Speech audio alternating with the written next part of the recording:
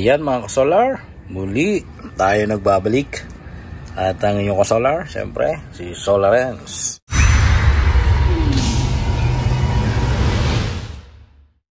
So ito naman ay isang 3 kilowatts pero 48 volts system. So yan ang specs niyan, ano? 30248-60M. So ibig sabihin niyan, 3000 watts and 48 volts. Pwede sa lithium, pwede sa lead acid. Ayan, 60 amperes ang solar charge controller na nasa loob. Yun yung MPPT. So isa ito mga ka-solar, ano, sa mga gusto kong i-stress test. Dahil kung sa battery bank o yung battery energy storage system na kailangan nito ay maganda kasi kaya mong maglagay ng 2 piraso na 48 volts, no? At malaki yung magiging energy storage. So 3 kilowatts na kayang paandarin ang air condition na 1.5 horsepower. Ayan, at kayang paandarin yung mga ibang motorized loads kagaya ng vacuum cleaner na 1 kilowatt, ayan, or 1000 watts. Kaya din yan ng heat gun. At ganoon din ang isang water heater. Kaya niyan. Pero may limitation din kasi 3 kilowatts nga ang pinakamataas. Kaya lang, dahil nga gusto kong makita kung ito ay magsusurvive, kung kaya din nitong lumampas ng 3 kilowatts na loads. At sa ngayon nakasiro pa yan. So tingnan natin yung mga parameters. So ito, kita mo wala. So 0%. At tingnan natin yung battery voltage, 52.4. So 81% ang charge ng battery. At ang battery niyan ay dalawang piraso na 120 Ah or ampere hours. So ibig sabihin 240 ampere hours ang battery niyan. Okay, so wala din tayong AC input. Ibig sabihin ay off-grid yung mangyayari dito, na kung ano man ang kukunin niyang power sa battery, yun ang paandarin niya. Okay, 60 amperes. Ayan, nakita natin 60 amperes, ano? At kahit pa paano meron pa rin na harvest 188 watts at 1.5 amperes ang charging current niya na galing sa solar panel. Ayan, so dito bantayan natin itong mga solar mamaya. Tingnan natin kung lalabas na error na fault code number 11. Na ang ibig sabihin nun, yung fault code number 11 na yun ay overload. Okay? So pag nag-overload yan, possible na mag-shutdown yung inverter, no? At nangyari na yan sa mga ibang Samsung inverter. Na yung iba nag-shutdown, yung iba hindi naman. Nabawasan lang yung mga load at naging normal na uli. Okay, so dito natin makikita yung total load mamaya.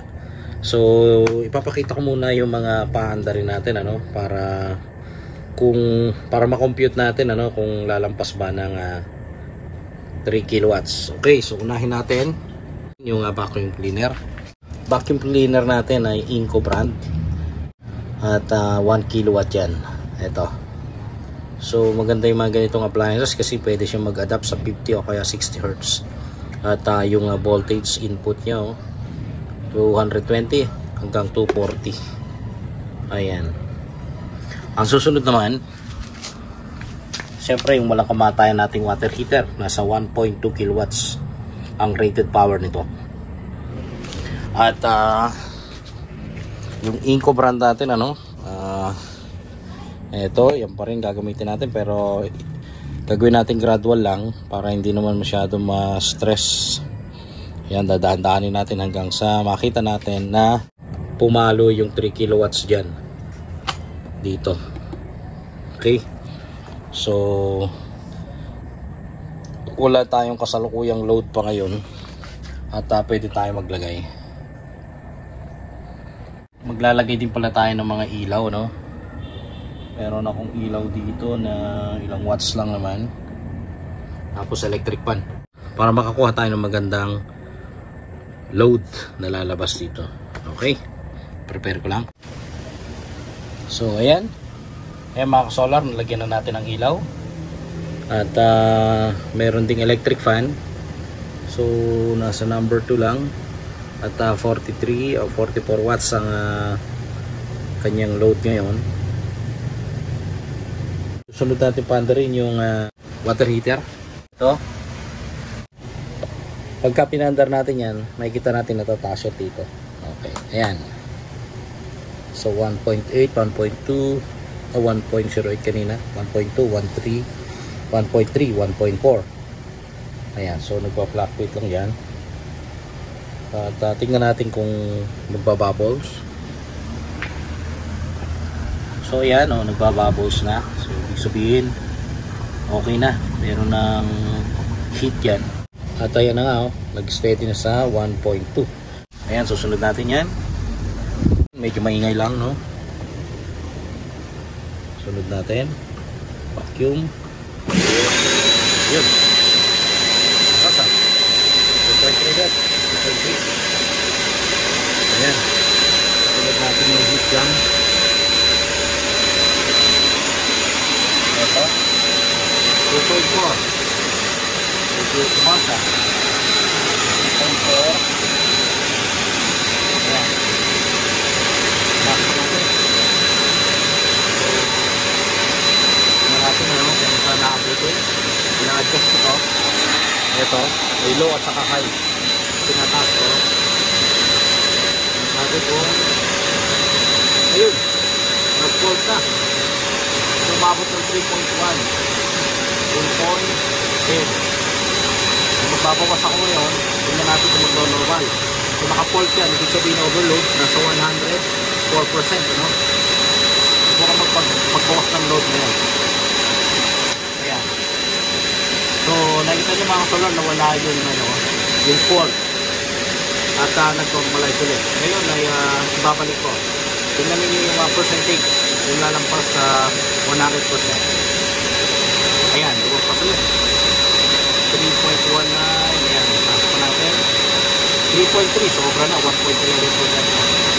So kaya ayan, nagbabawas ako na ng load. Ayan. Yun. Balik tayo sa 43 watts. So okay naman mga ka-solar, no? Nag-fault pero hindi na matay itong inverter. Okay, so matibay matibay itong inverter na to. Medyo uminit sa mga ilang seconds din natin na napaandar, na ganun ka taas yung power.